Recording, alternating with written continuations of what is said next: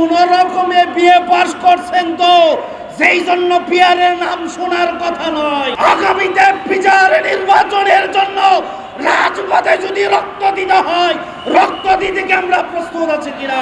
জাহাঙ্গীরনগর বিশ্ববিদ্যালয় এক এক আসতেছে খেলা, খেলা হবে সামনে। তিনি বলেছেন আমার বয়স 64 বছর, 64 বছরের জীবনে তিনি পিয়ার শুনেন নাই।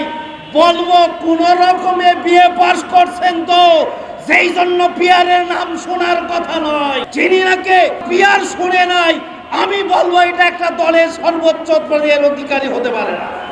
প্রিয় ভাইরা আমার, স্পষ্ট আমরা বলতে চাই, পিয়ার নির্বাচন দিলে নাকি সংসদ নাকি টালমাটাল হবে।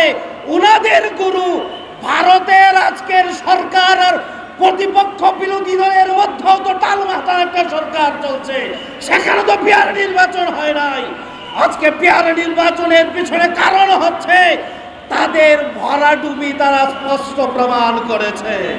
আমরা আজকে আহ্বান করতে চাই, মোহতারাম আমির ঘোষণা করেছেন আজকে প্রেস কনফারেন্সের মাধ্যমে, আগামীতে বিচার নির্বাচনের জন্য রাজপথে যদি রক্ত দিতে হয়, রক্ত দিতে কি আমরা প্রস্তুত আছি কিনা? প্রিয় ভাইরা আমার, আসুন আমরা আরেকটি কথা বলছি। আমাদের আমির আগামী ইসলামী আন্দোলনের উপকার তিনি ঘোষণা করেছেন, এক প্রতীকে ইসলাম থেকে আগামীতে হয় প্রতীক আসবে।